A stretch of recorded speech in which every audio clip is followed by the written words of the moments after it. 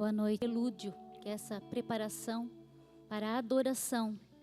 É o hino número 4 do Inário Evangélico, Novo Cântico, que é culto à Trindade. Por isso eu convido a cada um a reverentemente se preparar para adorar ao Senhor. Deus está no templo, Pai onipotente. Aos seus pés nos humilhamos, servos consagrados reverentemente, ao Deus Santo adoramos. Cristo está no templo e o seu Espírito também está no templo. Então eu convido a igreja a cantar, a se preparar para adorar ao nosso Deus.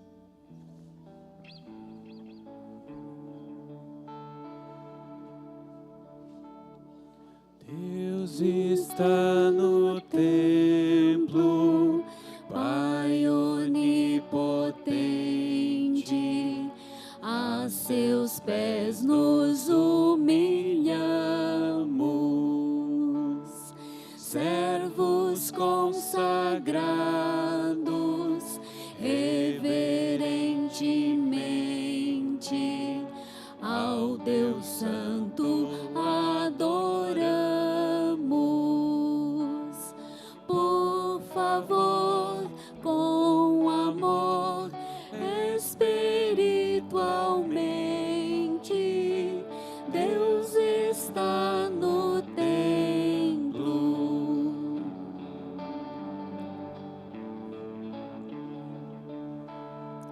Cristo está no templo, sumo benefício, por seu sangue nos foi dado. Ele, o bom Cordeiro, foi o sacrifício que expiou o vil pecado. Escolheu e sofreu o cabal suplício. Cristo está no templo.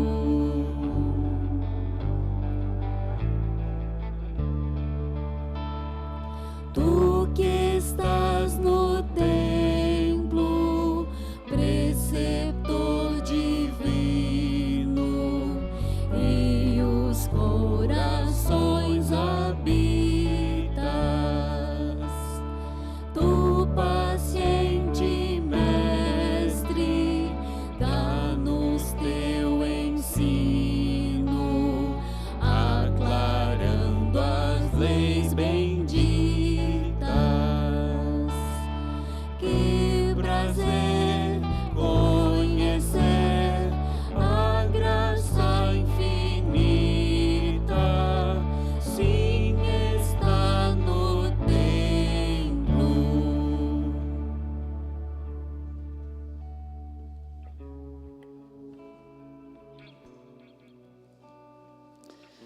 Boa noite, meus irmãos, graça e paz de Jesus, nosso Senhor e Salvador.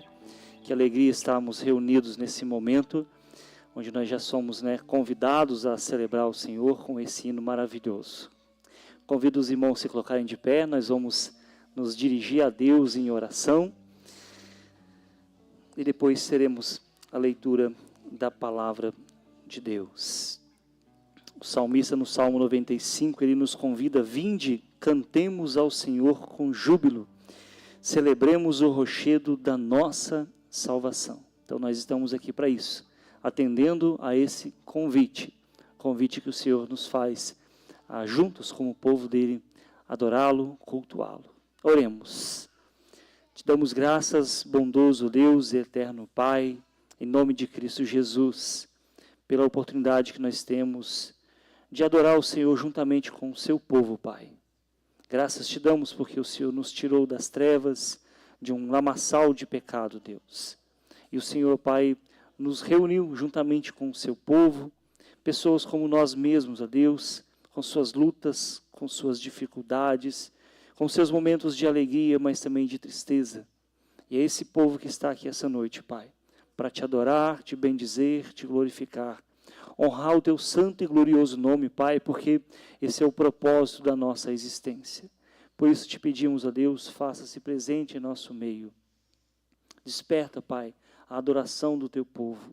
Fala com o teu povo essa noite, consolando, fortificando na fé, ó Pai, edificando a sua igreja e que o seu nome seja glorificado, Pai. É a nossa oração, confiando e crendo que teu Espírito já tem intercedido por nós, conforme diz a tua palavra, com espíritos inexprimíveis, ó Pai. Graças te damos por isso, em nome de Jesus. Amém. Salmo de número 51, meus irmãos. Salmo de número 51. Esqueci de comentar, mas está ali conosco, né, o seu Álvaro. Deus o abençoe em Cristo Jesus. Essa igreja, conforme nós conversamos, né, está em oração por sua vida e nós louvamos a Deus pela tua recuperação. Muito bom tê-lo conosco, seu Álvaro.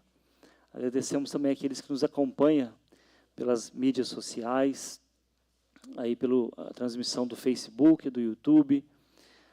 E fica aqui o convite para estarmos conosco presencialmente, porque isso é ainda melhor, né? Salmo 51, nós vamos ler de forma alternada, meus irmãos, até o versículo 10. Diz assim a palavra de Deus: Compadece-te de mim, ó Deus, segundo a tua benignidade e segundo a multidão das tuas misericórdias, apaga as minhas transgressões. Lava-me completamente da minha iniquidade e purifica-me do meu pecado. Pois eu conheço as minhas transgressões, e o meu pecado está sempre diante de mim.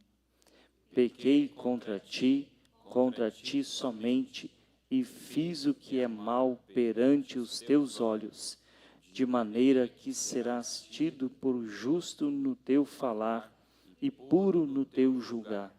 Eu nasci na iniquidade e em pecado me concebeu minha mãe. Eis que te comprazes, na verdade, no íntimo, e no recôndito me fazes conhecer a sabedoria. Purifica-me com hisopo e ficarei limpo, lava-me e ficarei mais alvo que a neve. Faze-me ouvir júbilo e alegria, para que exultem os ossos que esmagaste. Esconde o rosto dos meus pecados e apaga todas as minhas iniquidades. Cria em mim, ó Deus, um coração puro e renova dentro de mim um espírito inabalável. Amém, meus irmãos. Que essa possa ser também a nossa oração. Podem se assentar, meus irmãos, minhas irmãs também. Não precisa ficar ninguém de pé.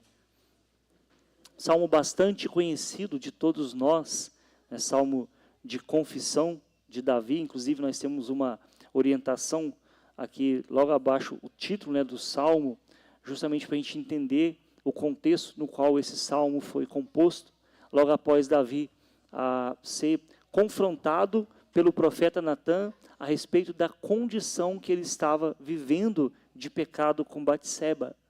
Aí, diante daquele confrontamento ali do profeta Natã, que chegou diante do rei, sem temer, colocou o dedo na cara dele, nós conhecemos aquela história, aquela parábola que ele contou para Davi, e Davi mesmo confessou com sua própria boca, quando Natã disse para ele: o que a gente tem que fazer com uma pessoa dessa forma, que faz isso, que age dessa forma?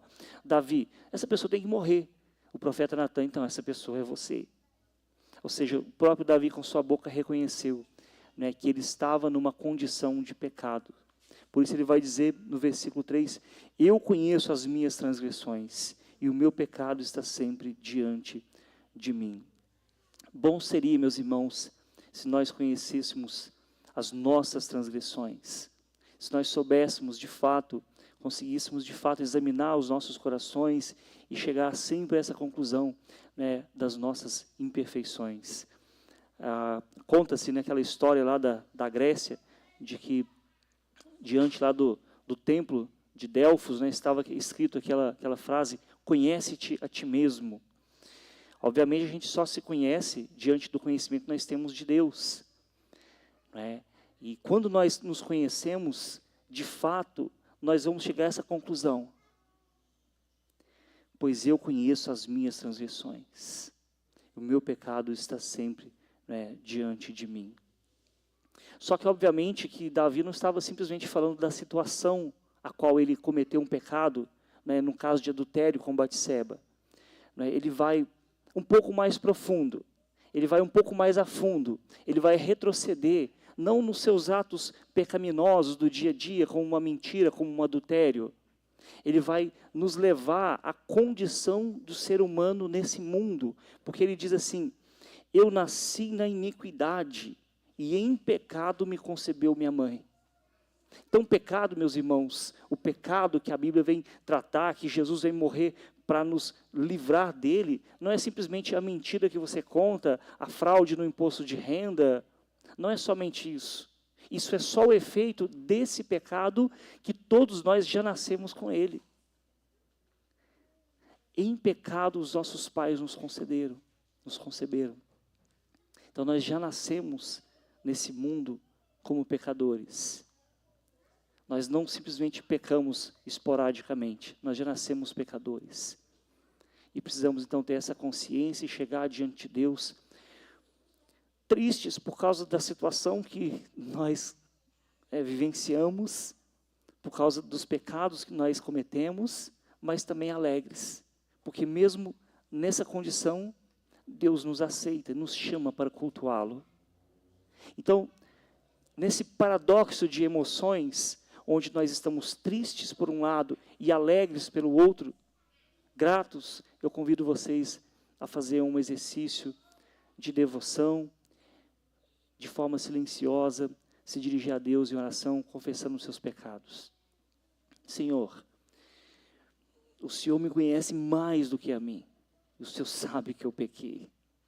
Em palavras, em atos, em pensamentos, em atos que eu julgava serem bons, mas que não estava fazendo para a sua glória, às vezes para a minha glória. Que o Senhor me perdoe. Vamos orar, depois nossos irmãos vão nos conduzir numa oração audível e um tempo de cântico.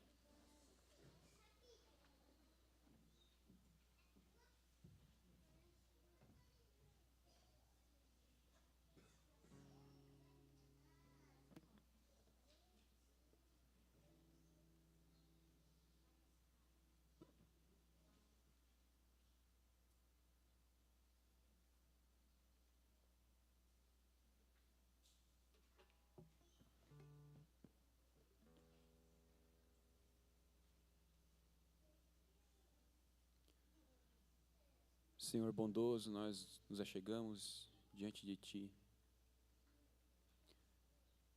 gratos pela oportunidade, por essa rica oportunidade de estarmos reunidos aqui como Teu povo, família de Cristo, família da aliança eterna do Senhor.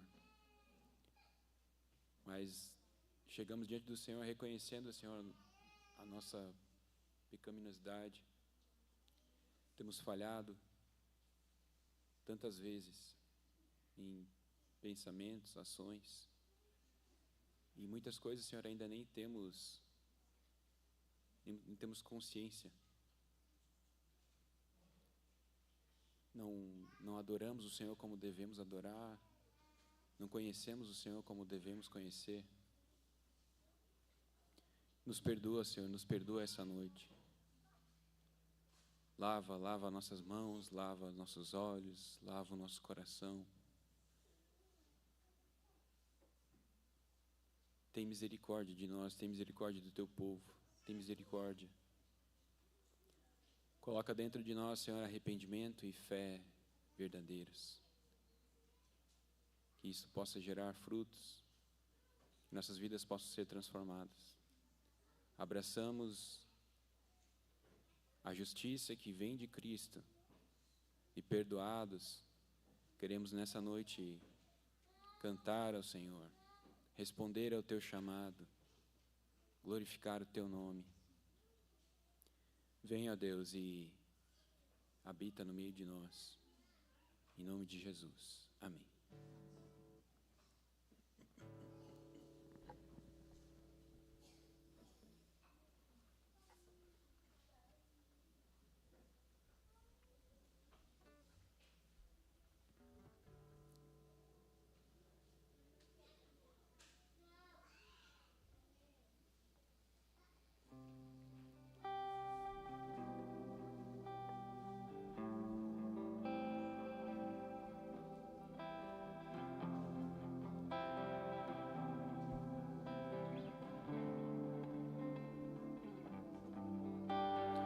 Sonda-me, Senhor, e me conhece.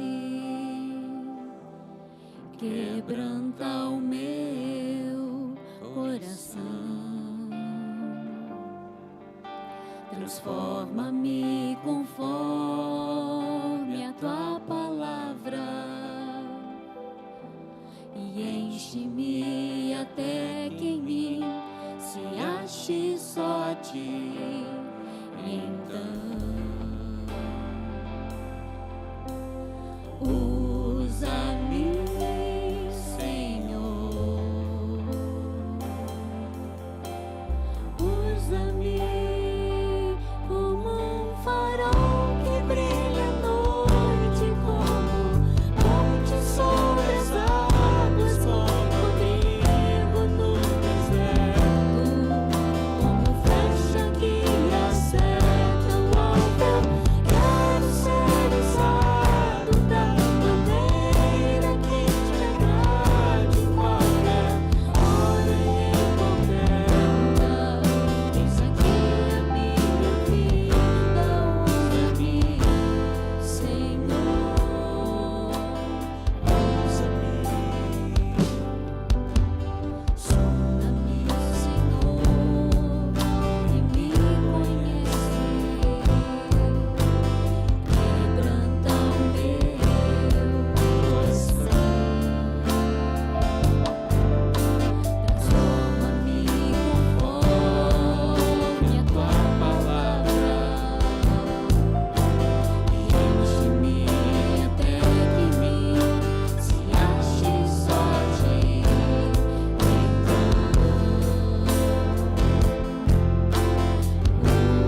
Usa-me, Senhor,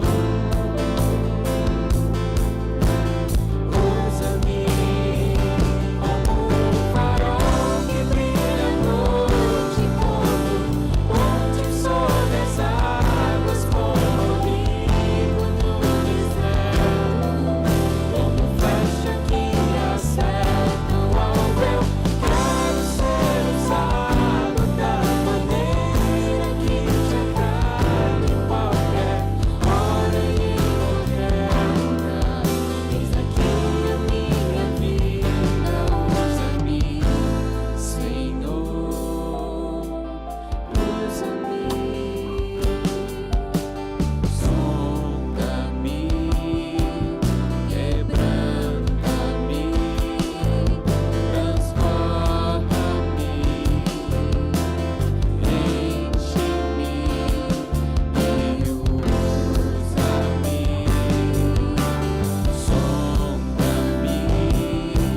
Sonda-me, quebranta-me,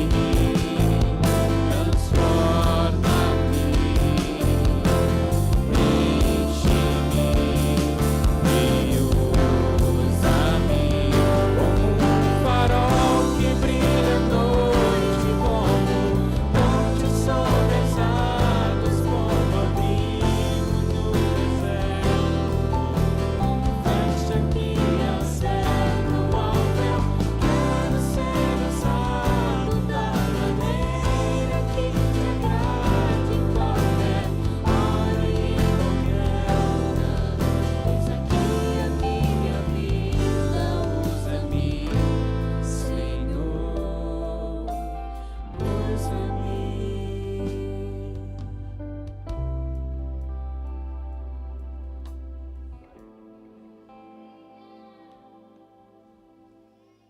Que canção maravilhosa, né? Que sejamos farol, ponte, abrigo, né? E a palavra de Deus, em Efésios capítulo 4, versículos 15 e 16, diz assim: Mas seguindo a verdade em amor, cresçamos em tudo naquele que é a cabeça, Cristo, de quem todo o corpo, bem ajustado e consolidado pelo auxílio de toda junta, segundo a justa cooperação de cada parte, efetua o seu próprio aumento para a edificação de si mesmo em amor. Eu fui incumbida de escolher os cânticos para o louvor de hoje e eu fiquei pensando, né, meditando na palavra de Deus. e pensando num tema para esse nosso momento de louvor, que, de acordo com os cânticos que nós vamos cantar, representam a unidade da fé. Nós queremos crescer como corpo de Cristo. Por onde vamos começar? A começar em mim, quebra corações, para que sejamos todos um, como Tu és em nós. E então nós vamos querer louvar, amar, servir ao Senhor, porque nós temos consciência de que foi pago um alto preço para que nós sejamos irmãos.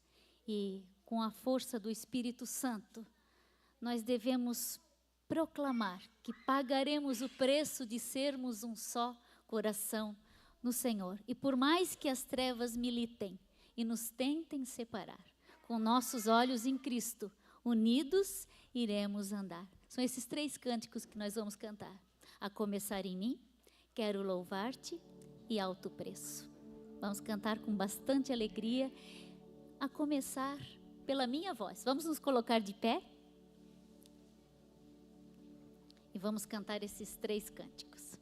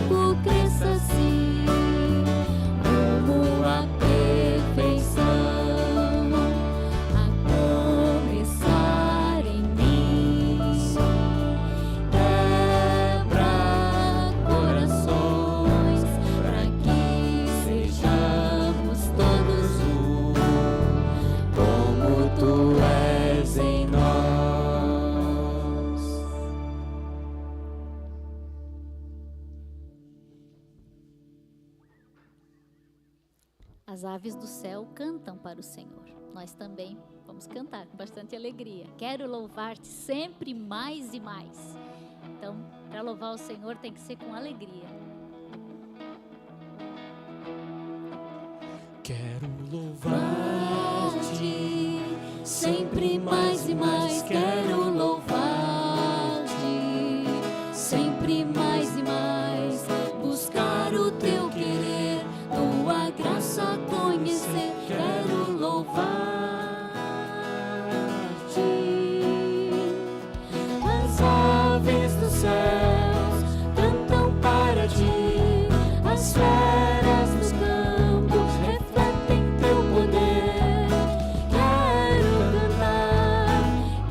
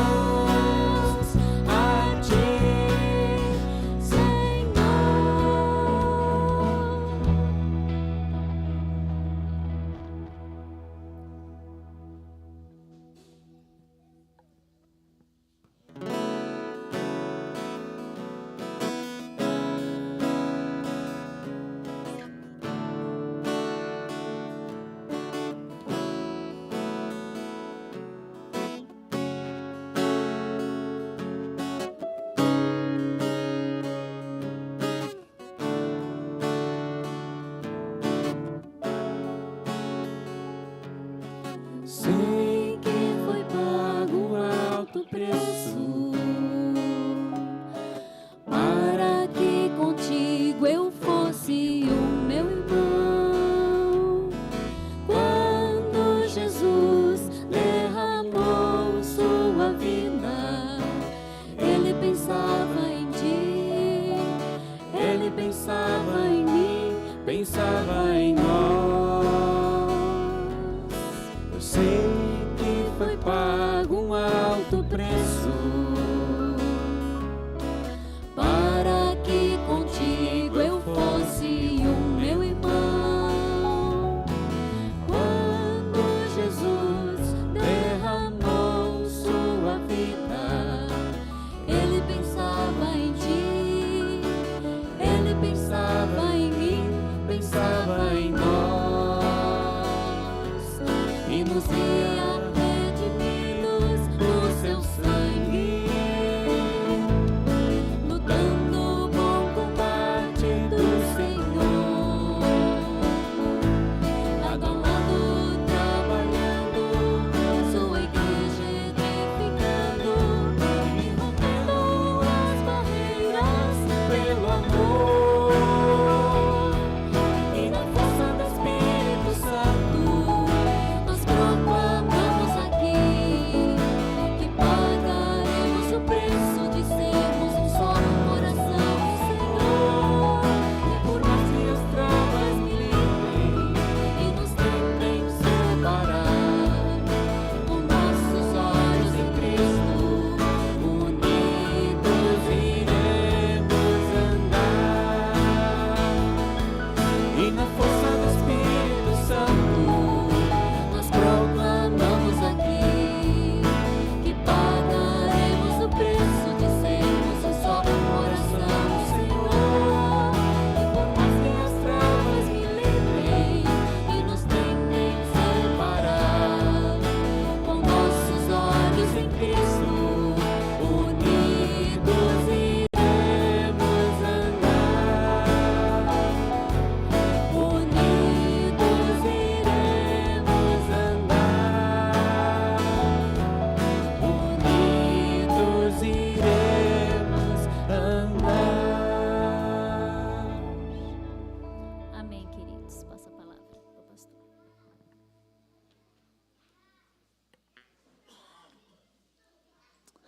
Olá, crianças, vamos orar.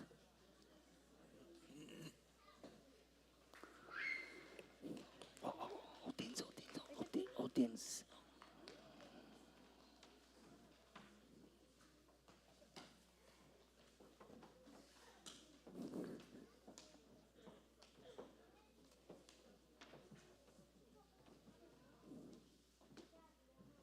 Oi? Tudo bem? Quem que é esse brother aqui? Que eu não tô lembrando. Já veio aqui? Ah, tava doidinho para cantar para alguém. Como é que você chama mesmo? Joaquim. Ah, eu acho que eu não lembro, mas se você falou, né? Vou confiar em você, tá bom? Tá bom, então. Vamos orar então. Quem das nossas crianças vai orar hoje? Ah, a Elisa está no mistério. Deixa eu pegar o microfone para você, Elisa.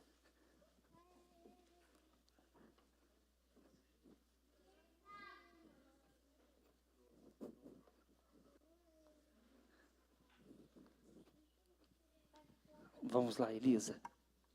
Deus, faça que toda a nossa família fique assim como ela sempre foi. Em nome de Jesus, amém. Amém, glória a Deus. Estamos orados. Podem subir com as profs. Isso, subam devagar.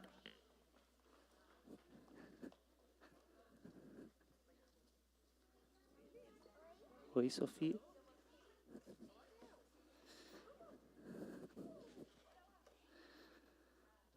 Amém. Orações poderosas das nossas crianças, né? Meus irmãos, convido vocês a abrirem comigo as suas Bíblias em Marcos capítulo 8. Vamos dar então à nossa leitura e exposição aqui no Evangelho de nosso Senhor e Salvador Jesus Cristo, conforme o relato de Marcos, né, que nós estamos aqui avançando. Confesso que quando eu pensei nesse, vou trabalhar esse Evangelho, né, nesse ano, eu não tinha em mente assim trabalhar todos os textos, mas à medida que foi avançando, eu percebi assim, a necessidade, né? Falei, como é que eu vou pular um texto, né? E qual texto que eu vou pular? Né? Quem que sou eu para escolher qual que é o melhor texto para pular, né? Então, vamos avançando, né? Que a gente consegue abranger de forma mais ampla todo esse evangelho, né? Que é, nós já falamos algumas vezes, né? O primeiro evangelho que foi escrito, apesar de ser o menor, né? Em termos de capítulos, são apenas 16 capítulos, mas ele foi a base para os outros, né? Para os outros que é o Evangelho de Lucas e o de Mateus. E o João, né, escrito de uma forma um pouco mais diferente. Mas nós vamos então ler aqui, hoje Marcos capítulo 8, dos versículos 1 até o versículo 21, dando prosseguimento então naquilo que foi trabalhado semana passada com o nosso irmão Newton, né, o pastor ali de Taió, que nos expôs ali o final do capítulo 7. Mas antes de darmos prosseguimento a essa leitura, eu quero convidar o nosso irmão presbítero Eziel, que está ali atrás, para nos conduzir nessa oração.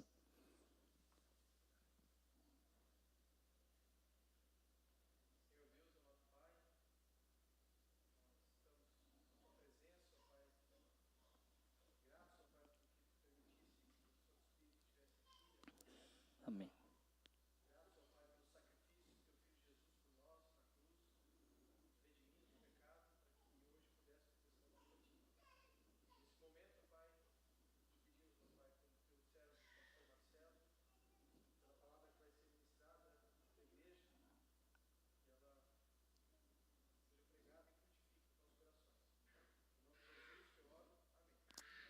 Amém. Vamos então ler a palavra de Deus até o versículo 21, meus irmãos. Lembrando que a gente está agora, na próxima semana, a gente chega na metade, né, literalmente na metade desse evangelho. A gente caminha para a segunda parte, né, com outro foco, né. Diz assim o texto: naqueles dias, quando outra vez se reuniu grande multidão, e não tendo eles o que comer, chamou Jesus os discípulos e lhes disse: tenho compaixão dessa gente, porque há 3 dias que permanecem comigo e não têm o que comer. Se eu os despedir para suas casas em jejum, desfalecerão pelo caminho. E alguns deles vieram de longe, mas os discípulos lhes responderam: de onde poderá alguém fartá-los de pão neste deserto? E Jesus lhes perguntou: quantos pães tendes? Responderam eles: 7. Ordenou ao povo que se assentasse no chão, e tomando 7 pães, partiu-os após ter dado graças, e os deu a seus discípulos para que estes os distribuíssem, repartindo entre o povo.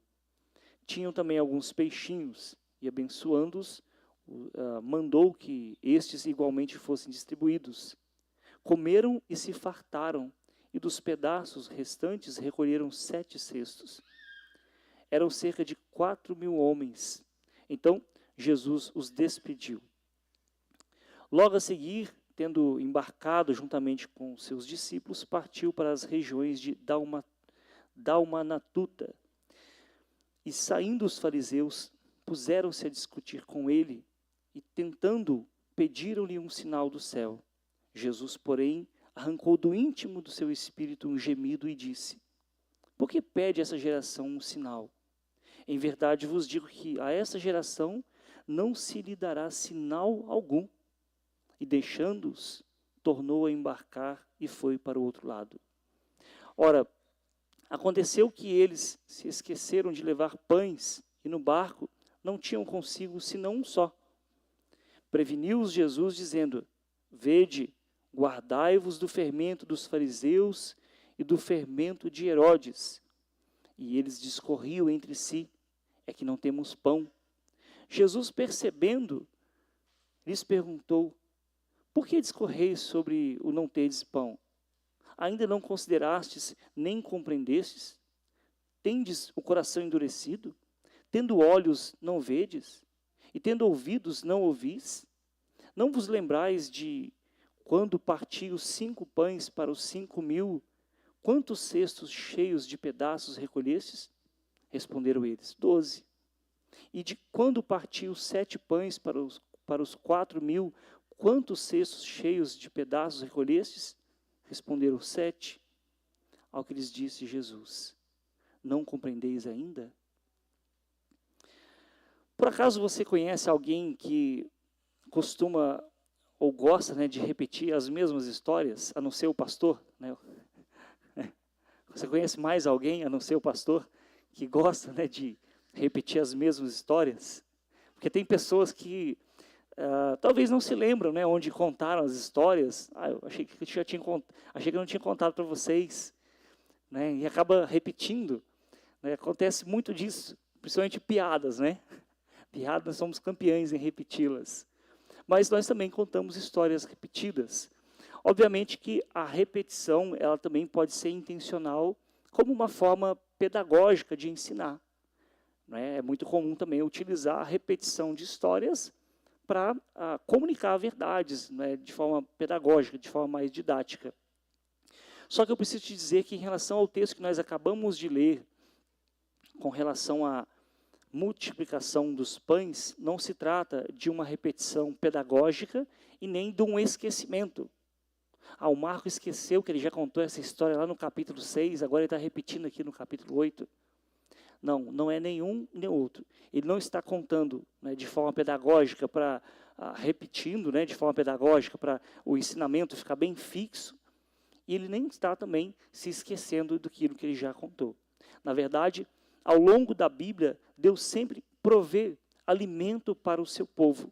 Nós temos um exemplo muito claro, muito nítido, quando o Senhor libertou Israel do Egito e ele mandava do céu o alimento, né, conhecido ali na Bíblia como maná. Diariamente Deus mandava pão do céu. Portanto, o que nós temos aqui em Marcos 8 não é apenas a repetição de Marcos 6. Na verdade, é a repetição de Êxodo capítulo 16, quando Deus, né, proveu o pão para o seu povo no deserto. Nesse sentido, Jesus está fazendo aqui, o que Jesus está fazendo aqui, basicamente, é mostrar aquilo que ele é. Ele é o Deus que sacia a fome do seu povo, né, que alimenta o seu povo. Um outro detalhe importante, meus irmãos, é que apesar de terem algumas semelhanças desse relato de Marcos capítulo 8 com o relato de Marcos capítulo 6, que nós já trabalhamos aqui, nós estamos falando de eventos que são distintos.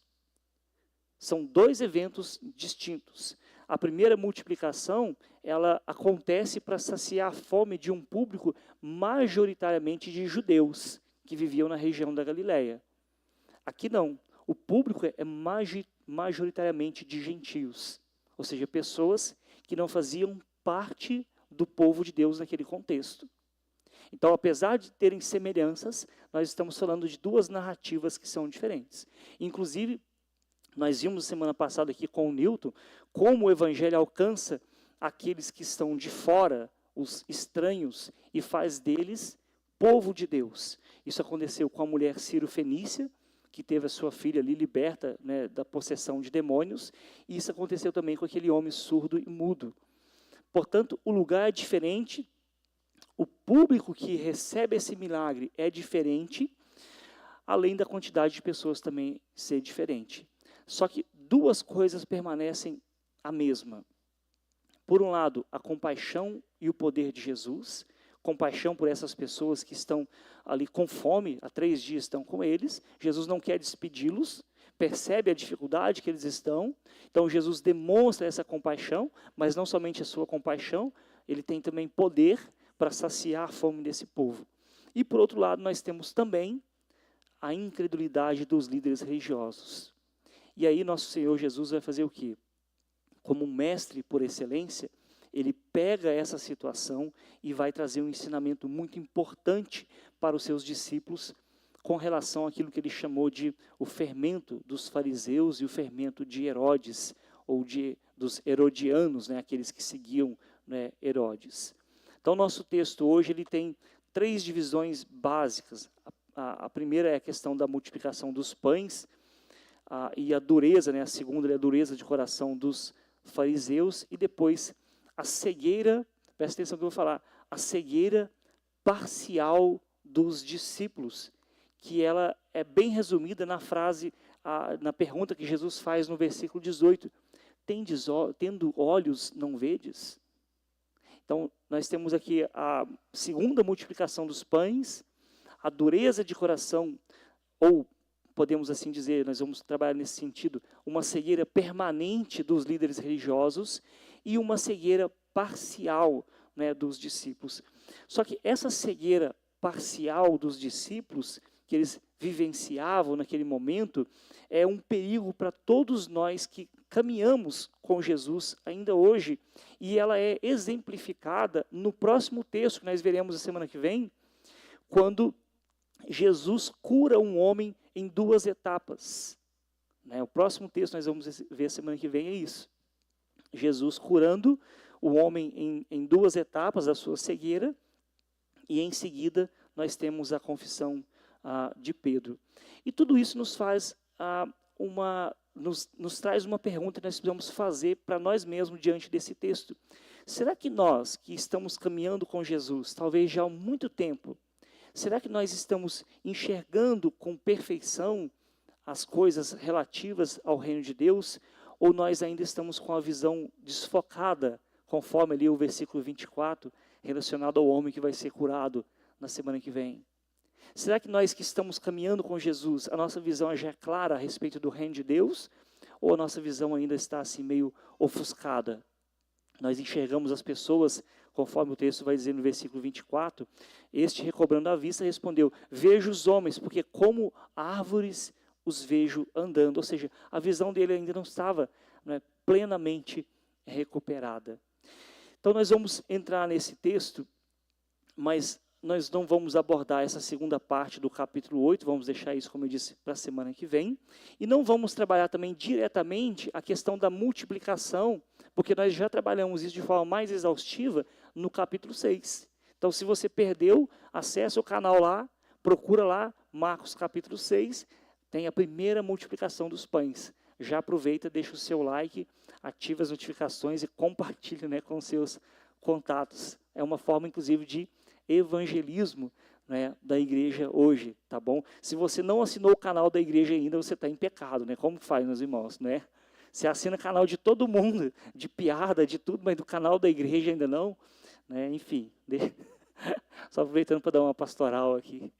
Então vamos lá, meus irmãos, vamos pensar aqui nos resultados dessa segunda multiplicação dos pães. A gente não vai trabalhar ela diretamente, mas nos resultados dela, que diz respeito à cegueira permanente dos líderes religiosos, os fariseus, né, e na cegueira parcial ou temporária dos discípulos, que mesmo tendo visto tudo isso, não conseguia ainda compreender. Eles estão caminhando com Jesus, está vendo tudo isso todo dia, igual aquele povo no deserto, vendo aquele maná caindo e não conseguia perceber a ação de Deus. Talvez seja o seu caso.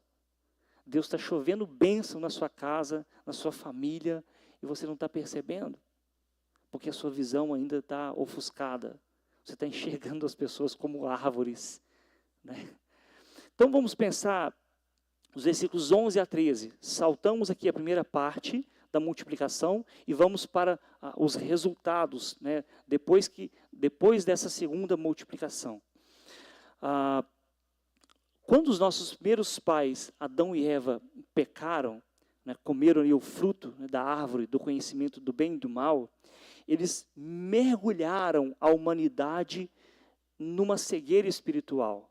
Por isso nós vemos o Salmo 51, o salmista Davi reconhece que o pecado dele não foi só se deitar com Batseba, a mulher de outro homem. O pecado dele já vinha quando a mãe e o pai dele concebeu ele. Então, toda pessoa nascida desde então, ela já nasce espiritualmente cega.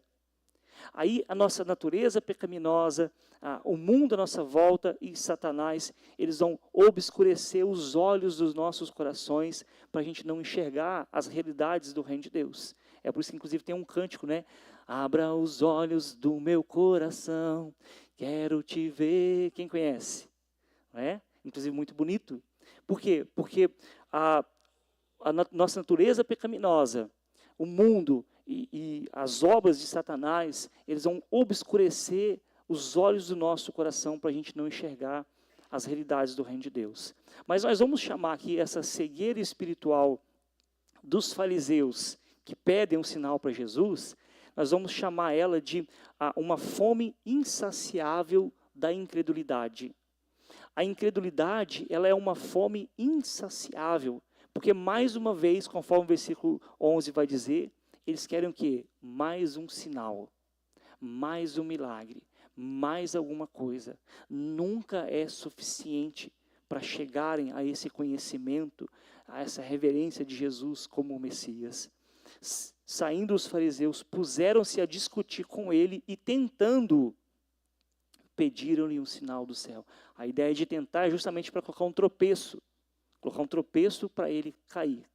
Então a dureza do coração dessa liderança judaica permanece inabalável depois de tudo aquilo que eles já viram com seus olhos, porque eles estão acompanhando Jesus, de longe, mas estão acompanhando.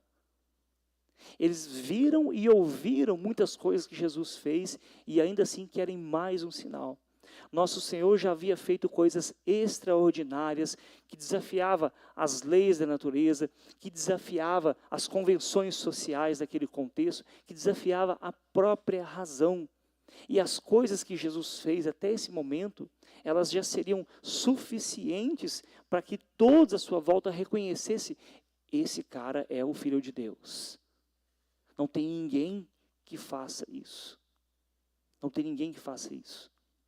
Mas como nós vimos lá na primeira multiplicação dos pães, os judeus, eles queriam reconhecer Jesus apenas como um líder terreno. Apenas como um líder político, um líder de movimento social, alguém que mata a fome com um pão perecível. No entanto, Jesus não cedeu a essa tentação porque ele não veio para ser um rei local. Ele veio para ser um rei do universo. Ele não veio para ser o rei só de Jerusalém. Ele veio para ser o rei de toda a criação. Então ele não vai ceder a esse reconhecimento mínimo de Jesus como um rei local. Ele não vai ceder a essa tentação, porque ele é o Senhor de toda a criação. Então, apesar de tudo aquilo que Jesus fez, ainda assim havia essa fome insaciável da incredulidade que sempre busca colocar mais um obstáculo para não reconhecer Jesus como o Senhor das nossas vidas. Inclusive o apóstolo João, ele disse da seguinte forma no Evangelho, João capítulo 1, versículo 11, falando sobre Jesus, que Jesus veio para o que era seu, e os seus não o receberam. Eles viram, eles ouviram, eles contemplaram. Jesus veio para os seus, mas os seus não o receberam.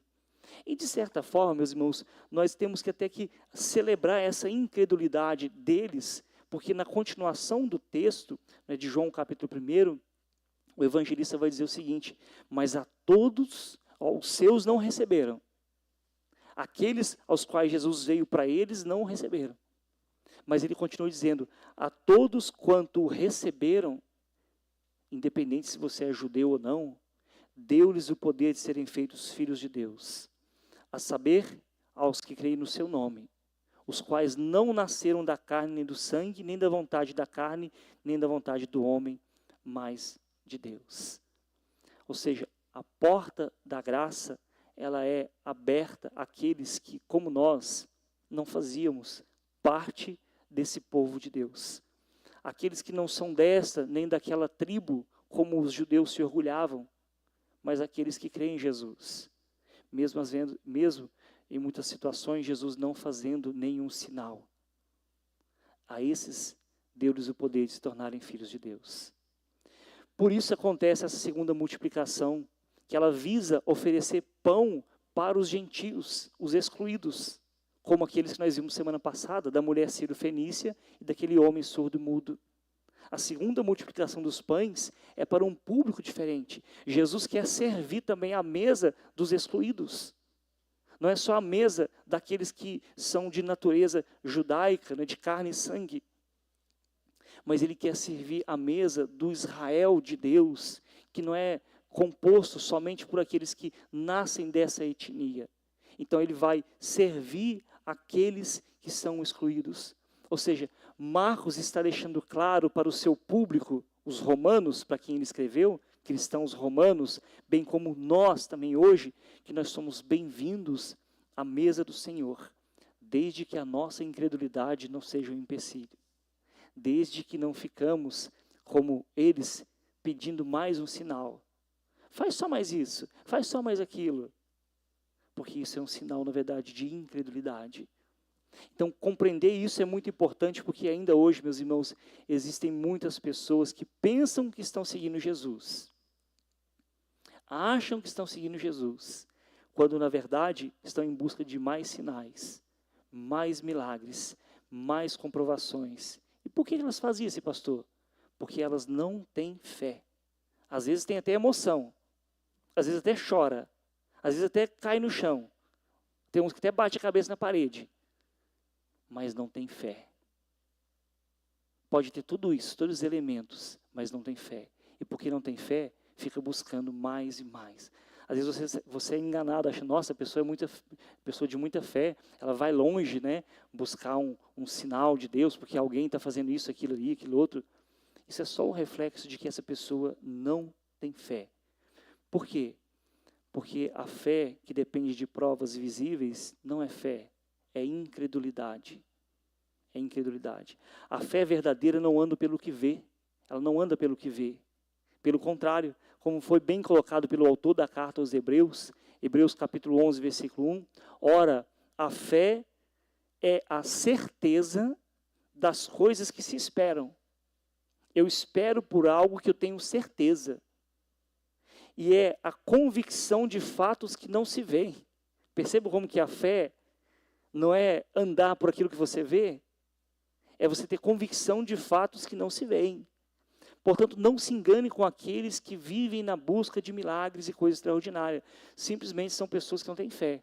O que você tem que fazer por essas pessoas é orar. Senhor, dá fé para essa pessoa, para ela parar de ficar nessa loucura, buscando sinais e milagres. Onde está aparecendo uma promoção de milagres, eu vou lá.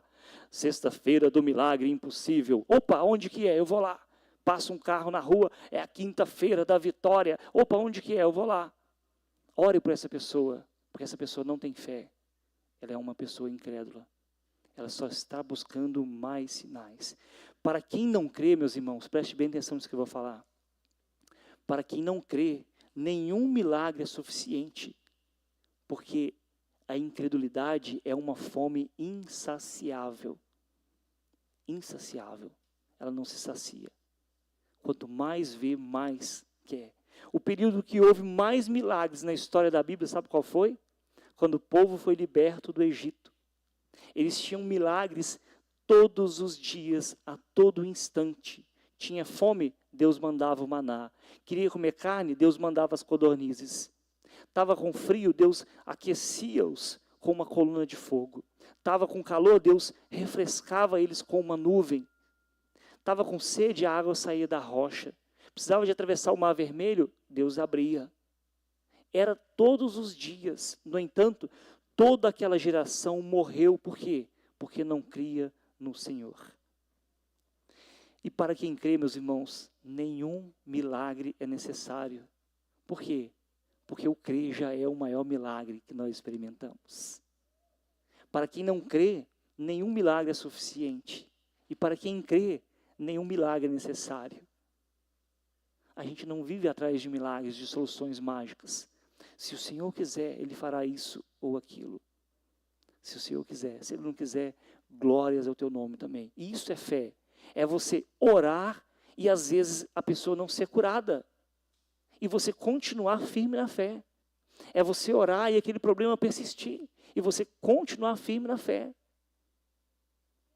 Perceba, eu não preciso desses sinais para comprovar minha fé. porque eu não sou incrédulo, eu já creio no Senhor. Por isso Jesus vai responder da seguinte maneira: Jesus, porém, arrancou do íntimo do seu espírito um gemido e disse... Você já viu quando a pessoa está assim, fadigada, já não aguenta mais responder? E ela fala assim... Basicamente isso aqui, ó, Jesus, porém, arrancou do íntimo do seu espírito um gemido e disse: por que pede essa geração um sinal? Mais um sinal. Em verdade vos digo que a essa geração não se lhe dará sinal algum. Versículos 12 e 13. Tá, pastor, mas por que Jesus respondeu dessa forma? Parece que até com falta de paciência, né? Acabou a paciência, ó, esgotou, não aguento mais ficar fazendo milagres para vocês. Cada hora eu estou fazendo aqui, estou exausto. Nenhum sinal mais para vocês. Por que Jesus respondeu dessa forma? Porque Jesus tem uma missão, meus irmãos. Jesus, né, responde não somente para aqueles que estão ali interrogando ele, tentando ele. Na verdade, Jesus está condenando toda aquela geração. É justamente por isso que ele usa essa expressão. Nenhum milagre será dado para essa geração. Ele está condenando toda essa geração que seguia os ensinamentos desses líderes religiosos e não conseguiam perceber quem estava ali diante deles. E quando eles eram confrontados com a luz do Evangelho, o que eles faziam? Eles se refugiavam nas suas tradições religiosas. Então Jesus está no limite, né, com essa geração, não só com os líderes, mas com toda aquela geração que seguia os ensinamentos desses líderes religiosos e que não conseguiu perceber quem estava ali diante deles. Por que Jesus faz isso? Porque parte da missão de Jesus consiste também em expor a incredulidade daquela geração e os seus líderes religiosos. Porque assim como os profetas lá do Antigo Testamento, né, quando Jesus realizava ali um milagre, ele estava chamando as pessoas ao arrependimento. Mas apesar de toda a sua paciência e insistência, a incredulidade deles continua como uma fome insaciável. É uma cegueira permanente que é caracterizada pela rejeição constante do Evangelho quando ele é oferecido. Qual que é o resultado? Versículo 13. E deixando-os, tornou a embarcar e foi para o outro lado. A partida de Jesus aqui, meus irmãos, ela significa mais do que simplesmente uma separação temporária. Não é um até logo, né, daqui a pouco eu volto. Porque na continuação do Evangelho nós temos aqui, né, o encerramento dos últimos conflitos com os líderes religiosos nessa região, na região dos gentios. Daquele momento em diante, todos os milagres de Jesus, bem como seus ensinamentos, as suas parábolas, vão ser direcionados principalmente aos seus discípulos. Por quê? Porque a partir do capítulo 8 agora, segunda parte, Jesus revela-se a Pedro, Pedro tem a revelação e ele mostra para onde ele está caminhando. Ele está caminhando para a cruz. Então, o povo que vivia na região da sombra da morte, conforme Mateus vai dizer lá no capítulo 4 do Evangelho de Mateus, eles viram a luz do Evangelho brilhar, mas as suas obras eram más. Eles preferiram então que as trevas. E isso, meus irmãos, nos ajuda a compreender por que muitas pessoas ainda rejeitam o Evangelho. Porque as suas obras são más e na escuridão não dá para ver as suas obras más. Você prega, você mostra as maravilhas de Deus, e a pessoa prefere ficar na escuridão, ainda que seja a escuridão da sua própria tradição religiosa, que não revela a luz do Evangelho, mas que obscurece as suas vidas para que as suas vidas... E ela acha que está tudo bem. Porque no escuro está tudo bem, ninguém está vendo nada. Ninguém está vendo nada. É por isso que muitas pessoas rejeitam o Evangelho, meus irmãos. É por isso que a gente prega, a gente insiste, às vezes acaba sendo taxado de chato, de enjoado, de religioso. Mas só para você entender por que algumas pessoas rejeitam o Evangelho. Porque a despeito do fato dessas pessoas virem a luz do Evangelho brilhar naqueles que viviam na região da sombra da morte, eles rejeitaram porque suas obras eram más. E aí nós temos, em segundo lugar, essa cegueira espiritual, essa cegueira temporária. Então, há uma cegueira permanente dos líderes religiosos, e Jesus condena, não vai mais fazer sinais para eles, né? Não vai se dar esse papel de ser um animador, né? Mostrando todo dia um milagre. Mas nós temos também essa cegueira que ela é temporária, aplicado aqui aos discípulos de Jesus, dos versículos 14 ao versículo 21.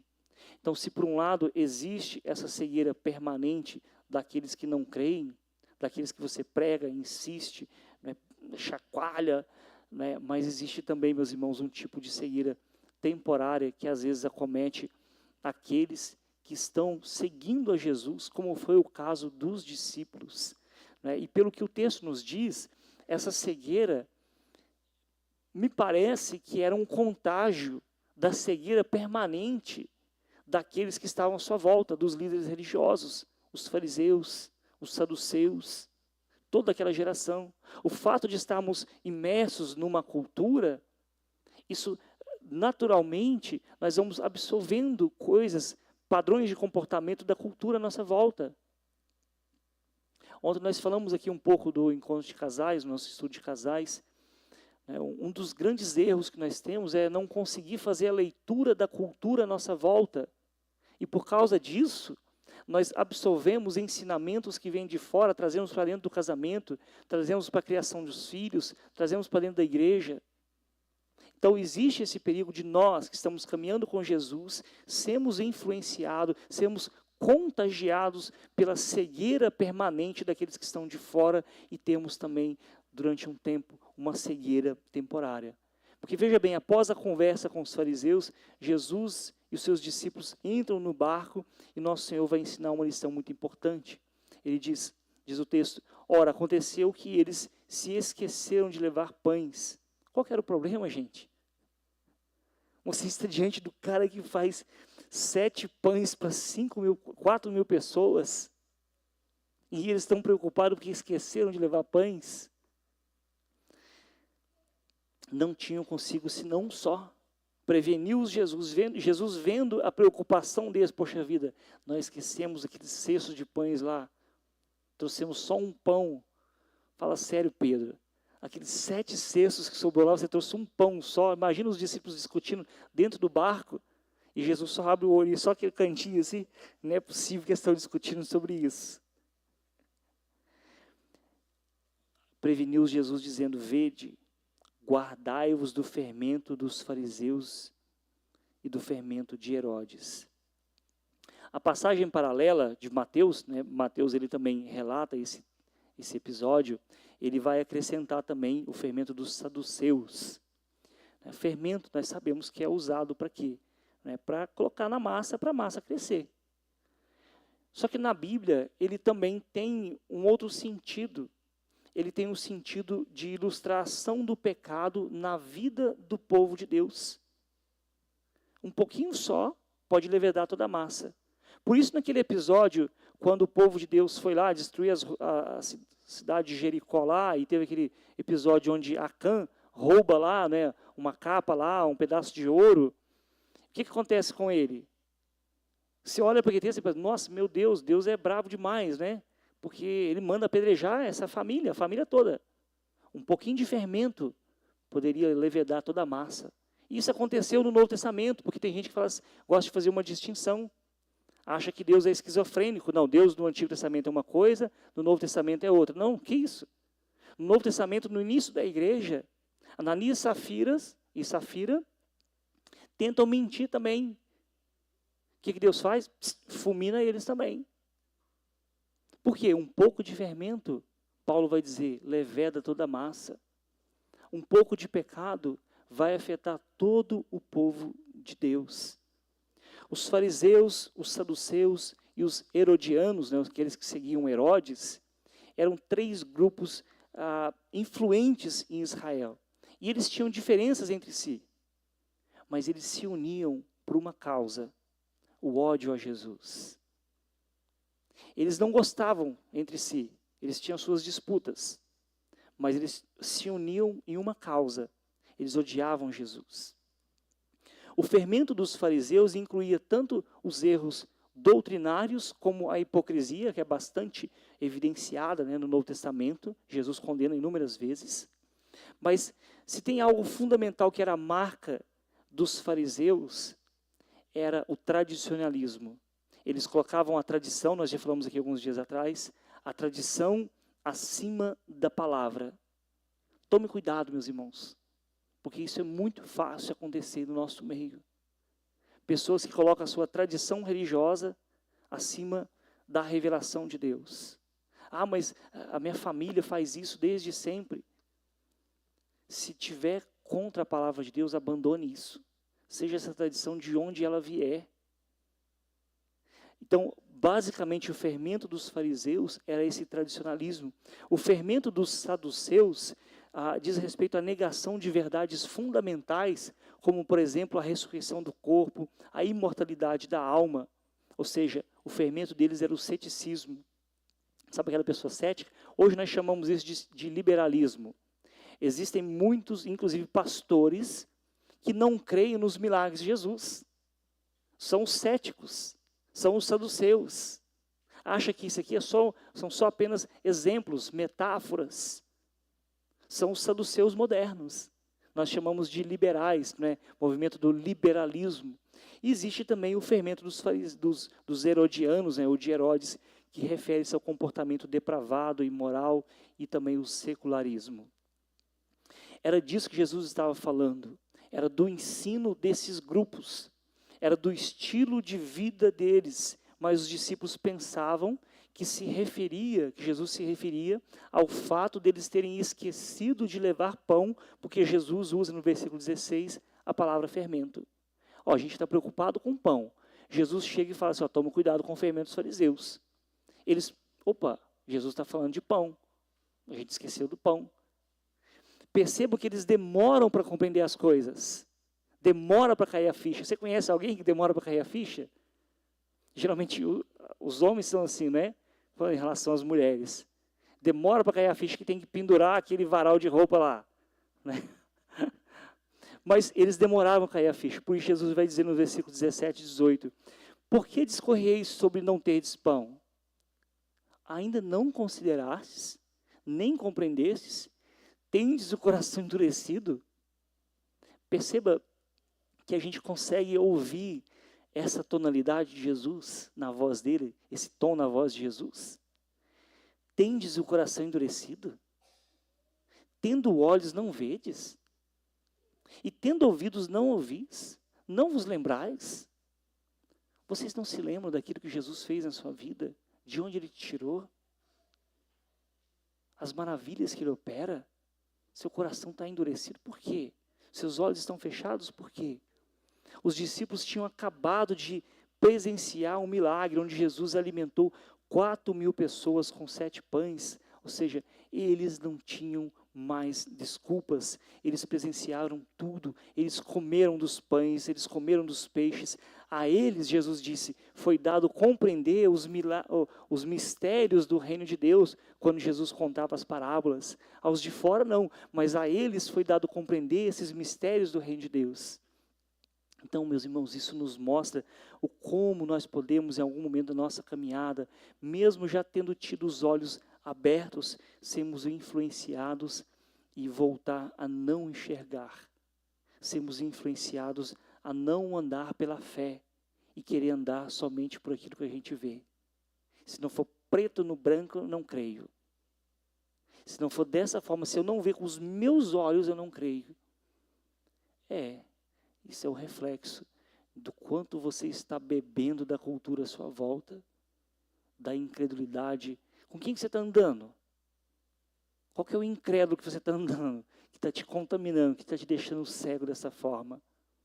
Então, são os perigos que temos na caminhada que nós não estamos imunes. Às vezes tem pessoas que esfriam na fé por isso, porque eles estão bebendo. E hoje, com essa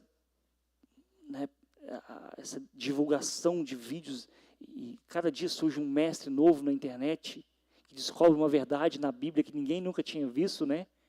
Não, mas isso aqui ninguém viu. Né? Aí traz uma ideia ali para tirar você da fé. Os famosos desigrejados. Até hoje eu vi uma frase que eu achei bem interessante. O dia que os pastores continuarem a pregar, quando os pastores continuarem a pregar fielmente a Bíblia, nós teremos mais pessoas desigrejadas. porque nós teremos mais pessoas rejeitando a pregação do Evangelho. Às vezes, não tem tantas pessoas desigrejadas como deveria ter se o Evangelho fosse pregado na sua integralidade. Às vezes, o que a gente vê em grandes movimentos é justamente por isso, pela falta da pregação sincera do Evangelho. Então, meus irmãos, são os perigos da caminhada que nós não estamos imunes. Não é algo permanente, mas às vezes nós podemos perder o foco, sofrer influências do fermento da cultura à nossa volta, ceder, né, às tentações da incredulidade, de achar que Deus não está cuidando de nós. Porque foi basicamente isso que aconteceu aqui. Esses discípulos, por vezes, eles estavam ali diante dos ensinamentos de Jesus, mas infelizmente não compreenderam isso. E sua falta de entendimento espiritual não era permanente, como a dos saduceus. A escuridão dos líderes religiosos, sim, ela se aprofundou cada vez mais, só que a cegueira dos discípulos, em um certo momento, ela vai se dissipar. É o texto que a gente vai falar semana que vem, quando Pedro tem essa revelação, né, de Deus. A cegueira se dissipou, por quê? Porque os olhos deles foram abertos. Então, qualquer confusão que possamos ter nesse mundo, meus irmãos, pode ter certeza, nós que já experimentamos ter os olhos abertos, ela é temporária. Como bem colocou o apóstolo Paulo na sua carta aos Coríntios, 1 Coríntios capítulo 13, porque agora vemos como por um espelho, obscuramente. Então, veremos face a face. Agora, conheço em parte, então conhecerei também como sou conhecido. Agora, nós podemos sim, por causa da influência da cultura à nossa volta, dos ensinamentos errados, ter os nossos olhos obscurecidos e, naturalmente, isso esfriar a nossa fé. Enquanto nós estamos aqui, nós conhecemos em parte. Por isso, Jesus vai prevenir os seus discípulos. Olha, guardai-vos, ou seja, tomem cuidado, se protejam dessa influência, desse fermento da incredulidade. Protejam-se daquilo que você está vendo e ouvindo nas redes sociais. A gente não trabalha com forma de censura, meus irmãos.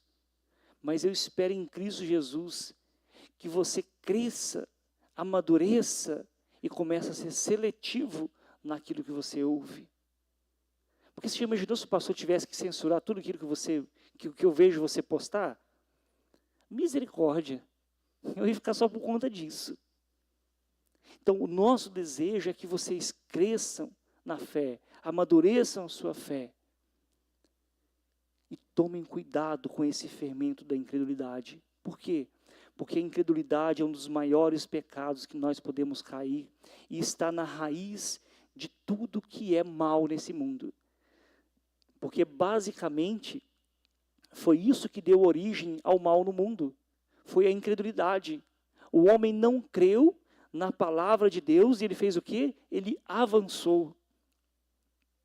O pecado não estava simplesmente em comer de um fruto, mas não crer na ordem de Deus de que, comendo esse fruto, teria uma consequência. Esse que é o pecado. O grande pecado é o quê? É a incredulidade. Os discípulos tinham visto tudo que Jesus tinha feito até esse momento, mas aparentemente eles não confiavam que ele cuidaria deles da mesma maneira. Eles viam Jesus prover o pão diante daquela necessidade para 4.000 pessoas, para 5.000 pessoas, mas quando eles se percebem que estavam sem pão, qual que é a conclusão lógica que eles chegam? A gente está em dificuldade, a gente vai ter que se virar. A gente só tem um pão, como é que a gente vai fazer agora? Você já caiu nessa tentação de achar que Deus cuida dos outros, mas não cuida de você? É muito fácil cair nessa tentação. Eles viram Jesus cuidando dessa multidão, não só uma vez, mas 2 vezes. E agora, quando eles têm só um pão, eles começam a discutir. Eu fico imaginando a cena. O João cutucando o Pedro cutucando o Tomé, um cutucando o outro. Gente, era para você trazer o pão. E Jesus, gente, pelo amor de Deus, pelo amor de mim mesmo, né? Vocês não viram quanto pão que eu multipliquei? E vocês estão preocupados agora com pão? Vocês estão querendo resolver a situação por conta própria? Você já caiu nessa tentação de achar que Deus é bom para os outros, mas não é suficientemente bom para você? Se for o seu caso, lembre-se das palavras de Jesus, em Mateus capítulo 6, versículo 26. Observai as aves do céu. Não semeiam, não colhem, nem ajuntam em celeiro. Contudo, vosso Pai celeste as sustenta. Porventura, não valeis vós muito mais do que as aves? Eu sei que essa fala de Jesus no nosso contexto ela é perigosa, né? Porque hoje as pessoas costumam dar mais valor aos animais. E Jesus olha as aves do céu. Elas não plantam, elas não colhem, elas não ajuntam em celeiros. E o vosso Pai cuida delas. Vocês acham que vocês não valem mais do que elas? Veja bem, diferente dos fariseus que tentavam matar Jesus, que buscavam tentar ele com sinal, querendo mais sinal, a cegueira dos discípulos era de outra natureza. Ela é temporária. Eles veem os sinais, eles comem dos pães, eles ouvem os ensinamentos, mas eles não entendem o que isso significa. E talvez seja o seu problema essa noite. Você ainda não entendeu o que isso significa. Jesus está fazendo isso não só para matar a fome de um pão, que depois vai ter fome de novo. Jesus está fazendo isso para mostrar quem Ele é. Ele é o pão que nós precisamos. Ele é o alimento que sacia a nossa fome, porque Ele é Deus. E só Deus, meus irmãos, pode saciar nossas necessidades mais profundas.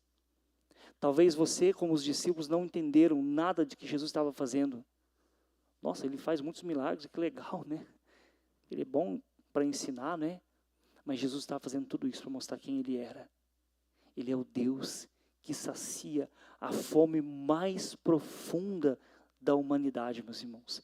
Portanto, abandone qualquer que seja o foco de incredulidade, ainda que seja bem pequeno, porque assim como uma pequena quantia de fermento pode levedar toda a massa, pode influenciar toda a massa, a incredulidade também é assim. Começa às vezes com pequenos questionamentos. Dali a pouco, Cristo não é suficiente mais para você.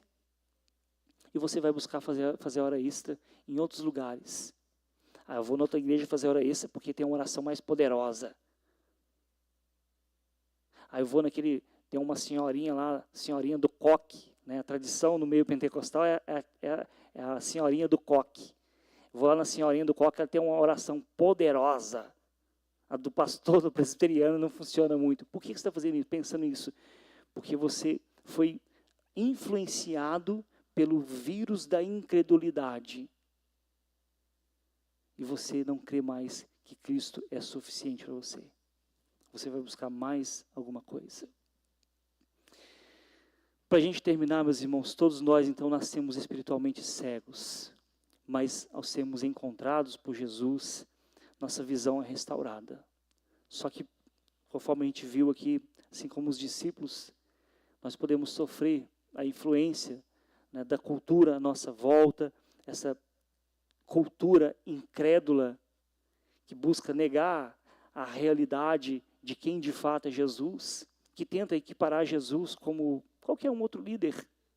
Jesus é legal, né? Igual o Buda, né? O Buda também é legal. O Chico, tem uns que falam Chico Xavier. Tome cuidado, gente, não posta coisa de Chico Xavier, não, porque isso aí, nossa, sabe assim? Você fala assim, chega de internet por hoje. Isso não, sabe? Às vezes algum teólogo assim que não é muito ortodoxo, tudo bem, mas agora Chico Xavier não, gente, por favor. Né? E nem coisa de horóscopo, gente, por favor. Que isso é paganismo, tá? Isso é você dizendo assim, Cristo não é suficiente, eu preciso saber o que vai ser do meu dia hoje. Use azul, né? Use verde, né? Sabe aquelas coisas assim, bem genéricas? Então tome cuidado, meus irmãos, para você não ser cooptado, influenciado, infectado por esse vírus da incredulidade, onde vai fazer você perceber que Cristo não é suficiente para a sua vida.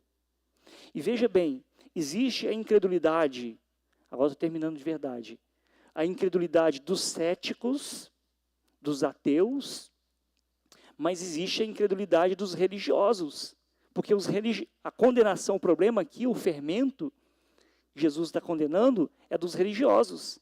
Então tem muito religioso incrédulo, que não crê em Jesus, como eu disse, que gosta de milagre, que gosta de espetáculo, mas não crê em Jesus. Então tome cuidado com a incredulidade dos céticos, mas tome cuidado também com a incredulidade dos religiosos.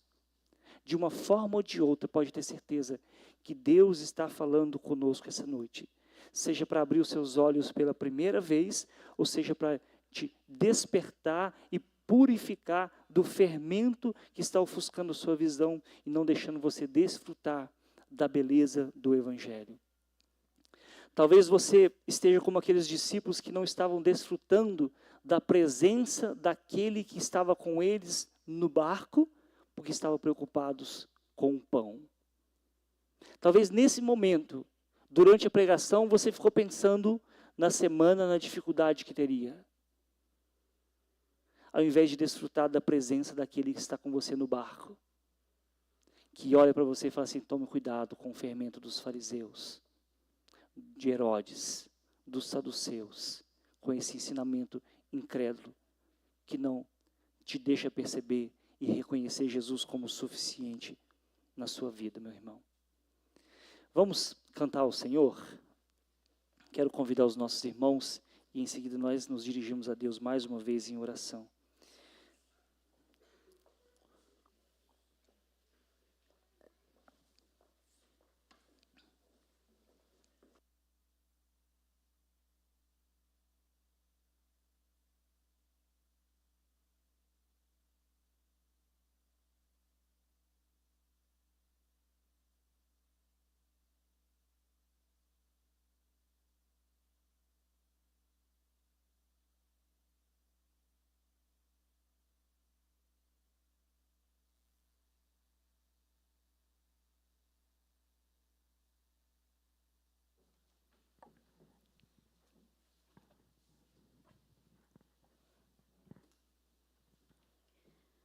O hino que nós vamos cantar foi sugerido pelo pastor.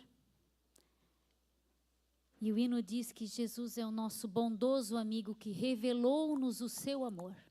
E isso deve ser suficiente. Vamos cantar pensando nisso, que o amor de Jesus revelado na cruz do Calvário é suficiente para que nós continuemos a crer, apesar das circunstâncias.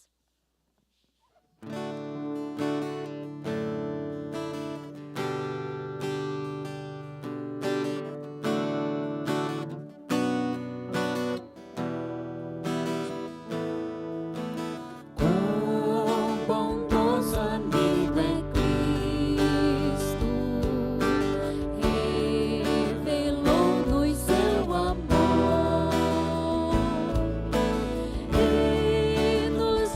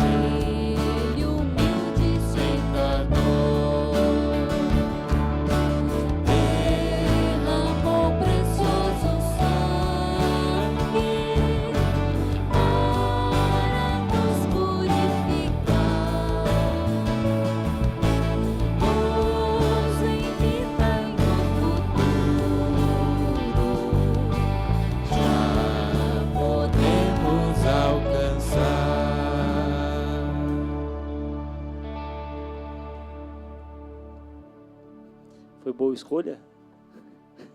Amém. Oremos então, meus irmãos, ao nosso bondoso amigo, que é Jesus. Obrigado, Senhor Jesus. Obrigado porque o Senhor está conosco nesse barco da vida. E muitas vezes, sim, ó Jesus, nos falta pão, nos falta condições para continuar, ó Pai, a caminhada. Nos falta tantas coisas, ó Jesus. Mas obrigado porque o Senhor está do nosso lado. E o Senhor nos desperta, nos chama a tomar cuidado com esse fermento da incredulidade. Dai-nos essa fé, ó Jesus. Nós te pedimos de enxergar em Ti a suficiência que nós precisamos. Aquilo que nós precisamos para continuar a nossa caminhada. Para continuar, ó Deus, em meio aos desalentos, em meio às dores, às dificuldades que nós enfrentamos, Senhor. Nós cremos que o Senhor está conosco. Não nos deixe vacilar, ó Pai. Não nos deixe buscar em outro lugar aquilo que só o Senhor tem para nos dar, que é essa satisfação plena, ainda que a figueira não floresça. Ainda que não seja como nós queiramos, ó Jesus. Dai-nos essa confiança no Senhor, nós te pedimos. É a nossa oração, Pai. Traga cura aos corações feridos essa noite. Restaura a nossa visão do reino, para que possamos enxergá-lo como o Senhor é, de fato. Livra-nos da tentação de beber, ó Pai, dessa cultura incrédula à nossa volta, cética, paganizada, em nome de Jesus, que isso possa sair das nossas vidas, das nossas famílias, da nossa igreja, Senhor, nós te pedimos. Para a sua honra e para a sua glória que nós te pedimos, Jesus. Leva-nos em segurança para os nossos lares, que possamos amar, ó Deus, como o Senhor nos amou, levando essa palavra àqueles que estão à nossa volta, cuidando daqueles que precisam de cuidado, e muitas das vezes também deixando ser cuidados, Jesus, dos momentos que nós estamos fracos na fé. É o que nós te pedimos, pelo poder do Teu Espírito Santo. Meus irmãos, que a graça do nosso Senhor e Salvador Jesus Cristo, o Senhor que está conosco nesse barco da vida, o amor de Deus, nosso eterno Pai, as doces e eternas consolações do Espírito Santo, estejam com todos nós que estamos reunidos aqui essa noite e todo o povo de Deus espalhado pela face da terra, hoje e sempre. Amém.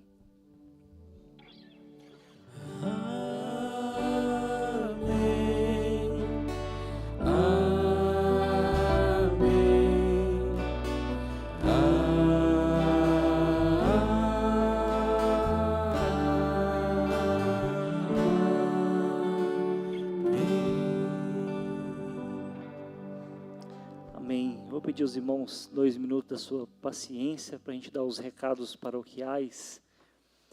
Nós temos aí projetado ali os pequenos grupos, né, na próxima terça-feira, na casa do presbítero Ivan, na casa do João, né, ali no Santana, ou às vezes na casa do Juliano, que também está aqui, né, no Taboão. Na sexta-feira nós temos também lá em Laurentino, ao Rio do Oeste, acho que é essa sexta-feira, né, se não me falha a memória. A gente sempre coloca ali no grupo também para os irmãos. Na quarta-feira nós temos nosso estudo para novos membros. A gente está fazendo isso de modo online, né, para conseguir atender principalmente aqueles que moram fora. Na quinta-feira a gente tem a reunião de oração da SAF, aqui às 7h30, né? 7h30. Essa semana departamental, isso, bem lembrado. Trabalho do pastor, né? Um tema muito bom, né? A gente finalizando o quadriênio, né?